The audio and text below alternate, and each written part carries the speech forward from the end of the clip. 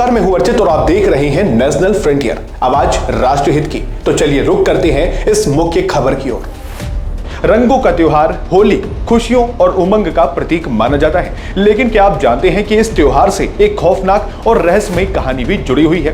क्या आपने कभी सोचा है कि होलिका दहन का असली रहस्य क्या है? क्यों एक राक्षसी बहन अपने ही भतीजे की हत्या की योजना बनाती है? और सबसे बड़ा सवाल, आग से न जलने वाली होलिका खुद ही जलकर राख क्यों हो गई?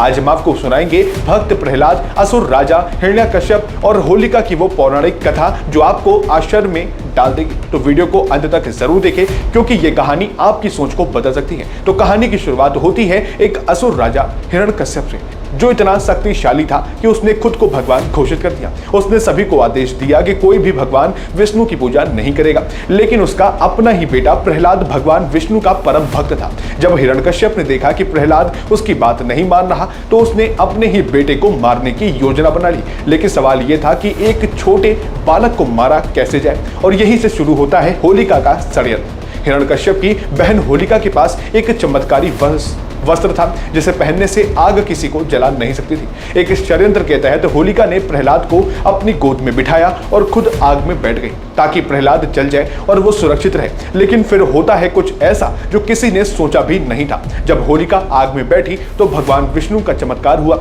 अचानक हवा चलने लगी और वो चमत्कारी वस्त्र उड़कर प्रहलाद के ऊपर आ गया, जिससे प्रहलाद बच गए, लेकिन होलिका जलकर राख हो गई। क्या यह सिर्फ एक संयोग था, या होलिका को उसकी साजिश की सजा मिली? दोस्तों, होलिका दहन केवल एक कहानी नहीं, बल्कि एक गहरा संदेश भी है। यह हमें सिखाता है कि बुराई का अंत निश्चित है और सच्चे भक्त की रक्षा स्वयं ईश्वर करते हैं। तो जब आप इस बार होलिका दहन करें, तो याद रखें कि ये केवल एक परंपरा नहीं, बल्कि अच्छाई की बुराई पर जीत का प्रतीक है।